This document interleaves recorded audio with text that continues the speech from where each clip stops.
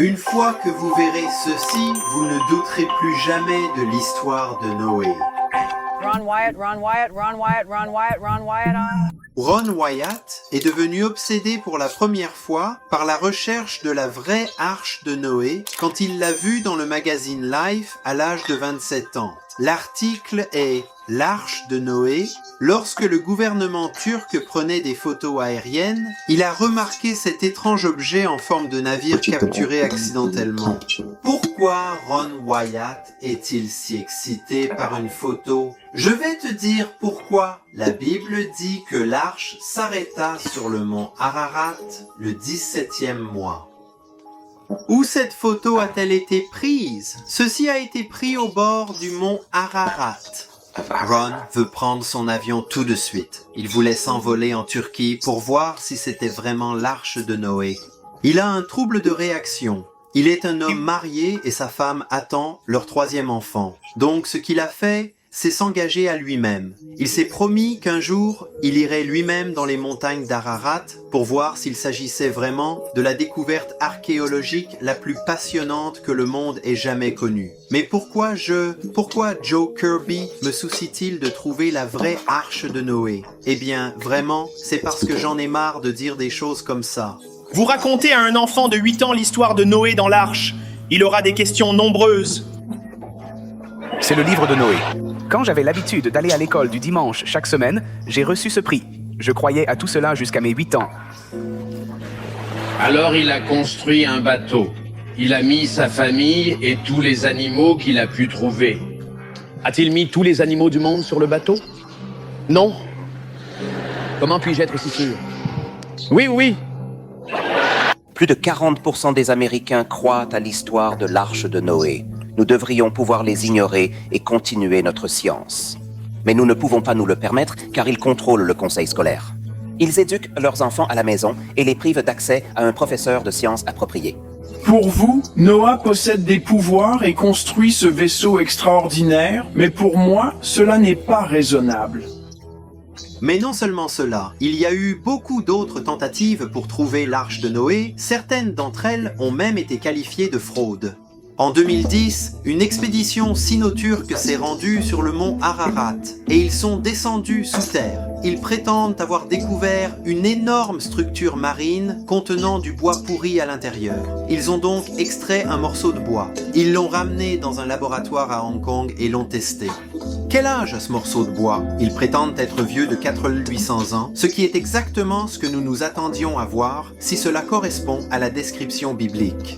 Maintenant, aussi magique que tout cela puisse paraître, vous commencez à vous demander quand l'organisation elle-même refuse de dire aux gens où se trouve cet emplacement. Et ils prétendent avoir trouvé l'arche de Noé. Non seulement cela, mais ils ne donnent pas ce morceau de bois à d'autres archéologues, à différents groupes, qui pourraient faire leurs propres recherches indépendantes pour voir si la datation au carbone est vraiment correcte. En outre, quand vous regardez les photos, les gens disent que le bois ne semble pas avoir des milliers d'années. Certains semblent assez neufs. Et puis, tu te souviens du film? Eh bien, Robert Ballard, l'océanographe qui a découvert le Titanic, prétend maintenant également avoir découvert une côte ancienne vieille de 5000 ans sous la mer Noire. Robert considère cette ancienne ligne de côte comme une preuve de l'arche de Noé et du déluge mondial. Mais pour moi, personnellement, il n'y a pas de preuve plus forte que celle que notre ami Ronald Wyatt a trouvée sur le site de Juripinal, près des montagnes Ararat.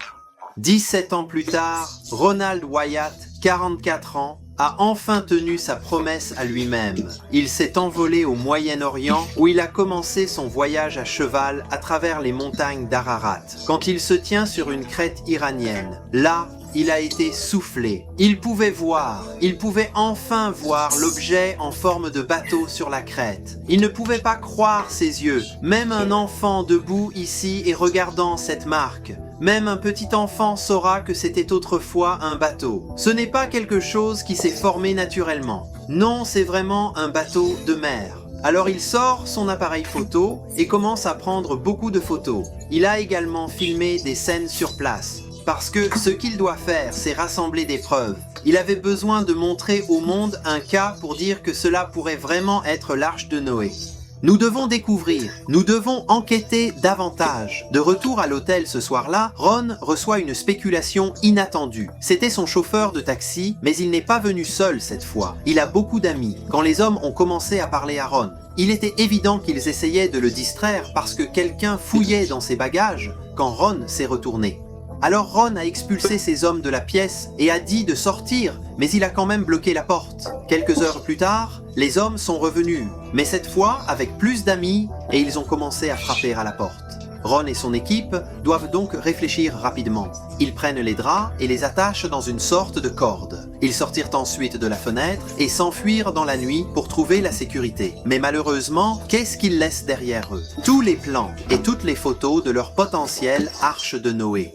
Mais aussi horrible que l'incident soit, cela n'a pas empêché Ron de revenir 1 an plus tard pour faire une découverte étonnante. Vous voyez, l'une des raisons pour lesquelles les gens rejettent le Jurup sur notre site comme la place de l'arche de Noé est parce qu'ils pensent qu'il est trop grand. Ils cherchent une empreinte de 437 pieds de long. Pourquoi? Car la Bible dit « Tu feras ceci, la longueur de l'arche est de 300 coudées. » Ok? Donc si vous convertissez 300 coudées hébreues en pieds, vous obtenez 437 pieds. Mais Ron s'est rappelé quelque chose de très important. Moïse, l'auteur de la Genèse, a été éduqué en Égypte, donc sa façon de mesurer les choses serait très différente. Si vous convertissez 300 coudées royaux égyptiens en pieds, combien de pieds obtenez-vous? 515 pieds. En 1978, Ron est revenu avec un ruban de mesure et il a mesuré la longueur de cet objet ressemblant à un bateau. Devinez depuis combien de temps? Vous aviez raison, 515 pieds.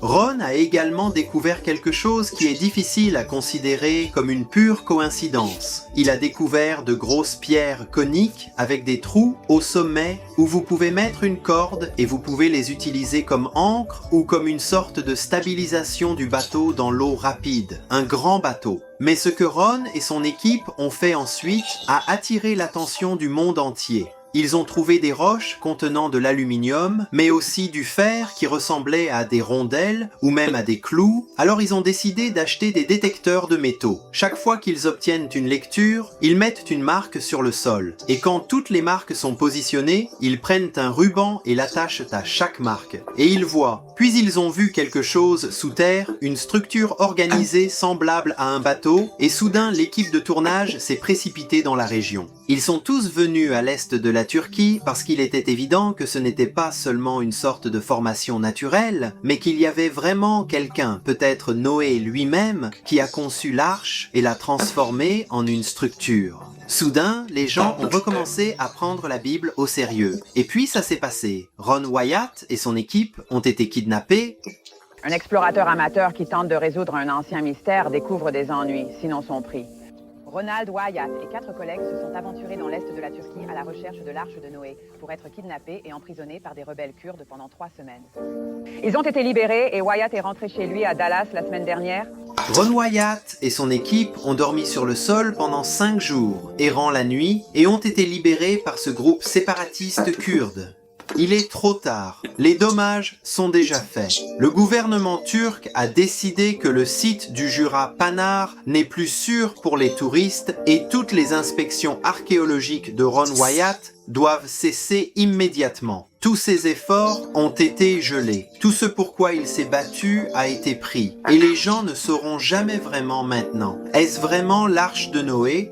Ou est-ce juste un autre bateau qui coule sous terre? Mais en 2014, quelque chose de très spécial s'est produit. 15 ans après la mort de Ron Wyatt, le gouvernement turc a autorisé une équipe d'archéologues à participer à ce balayage géophysique de pointe. Ce balayage peut pénétrer jusqu'à 38 mètres sous terre sans même avoir à prendre une pelle. L'argument est le suivant. Et si cette caractéristique ressemblant à un bateau n'était pas du tout un bateau, c'était juste une coulée de lave complètement naturelle? Eh bien, si nous allons profondément dans le sol, nous verrons si la symétrie de la forme continue. Lorsque les archéologues ont finalement obtenu des images numérisées, ils ont été choqués par ce qu'ils ont vu. Comme vous pouvez le voir ici, c'est le sol. En dessous, c'est la symétrie, c'est la cavité, c'est la forme que vous attendez à voir.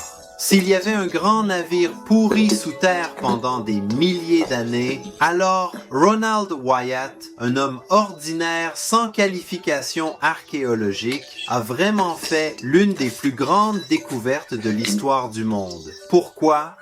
C'est la méthode de Dieu. Il a vaincu Goliath avec un berger. Il a vaincu une armée de 1000 hommes avec la mâchoire d'un âne. Et il a sauvé le monde entier avec un menuisier. D'accord, c'est à toi.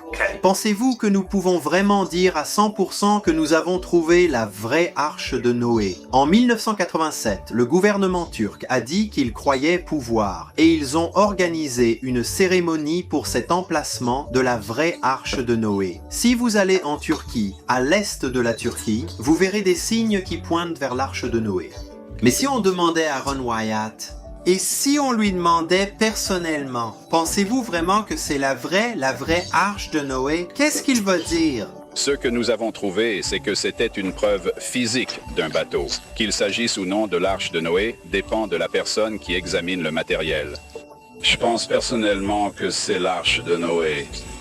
Je crois pouvoir entendre quelque chose. Je pense que je peux entendre certains d'entre vous rire et glousser en pensant à cet homme devant moi qui croit toujours à la Bible. Il croit toujours à ces contes de fées, de Noé et de l'arche. Les gars, je crois en ces trucs. Cela ne me dérange pas que tu te moques de moi, parce que je sais que Noé est debout sur terre et que tout le monde autour de lui se moque de lui. Ils se moquent de lui. Ils disent: pourquoi avez-vous construit cette arche? Cela ne provoquera pas une inondation mondiale. Assieds-toi, détends-toi et arrête de t'inquiéter pour ça.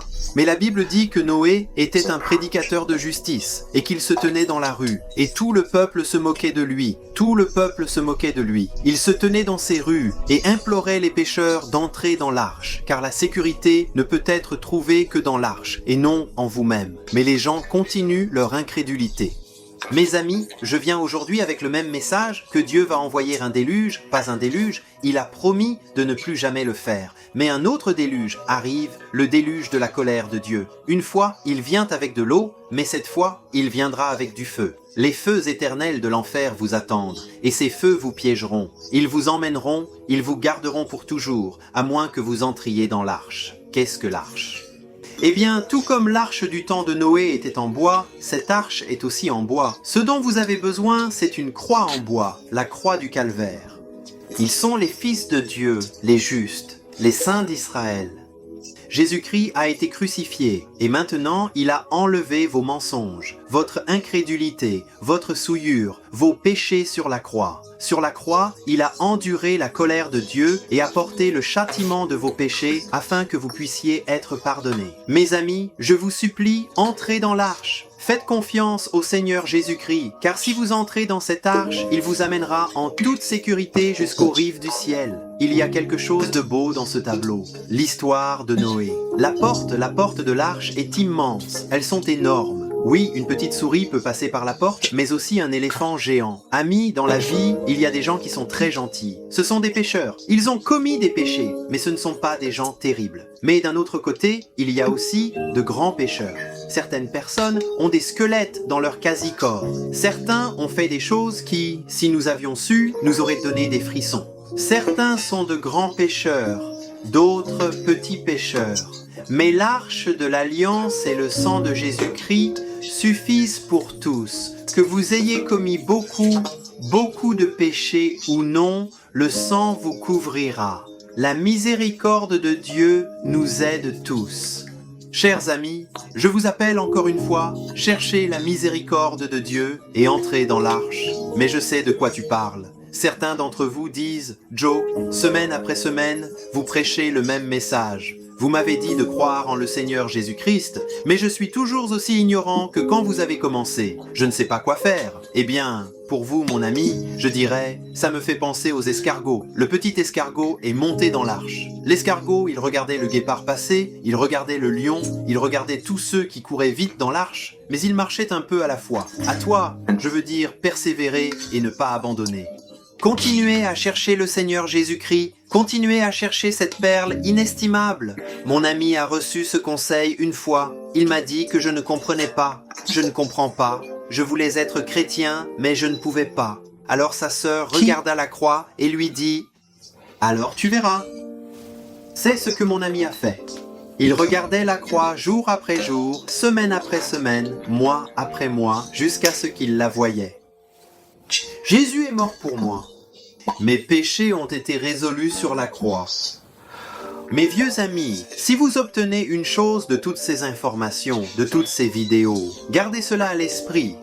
La Bible prévient que le déluge viendra soudainement, et comme elle le dit, comme au temps de Noé, la venue du Fils de l'homme sera aussi. Comme au temps de Noé, les gens se mariaient, mangeaient et buvaient. Ils ont passé un bon moment. Qu'est-ce que ça veut dire ? Ça veut dire qu'ils ne s'y attendaient pas. Ils mènent une vie comme s'ils vivaient pour toujours. Ils ont eu des années et des années, mais soudain le déluge vient, et soudain la colère de Dieu viendra du jour au lendemain, en un clin d'œil, et vous serez emmenés, et vous serez coincés en enfer pour toujours. Alors je vais te le demander encore une fois.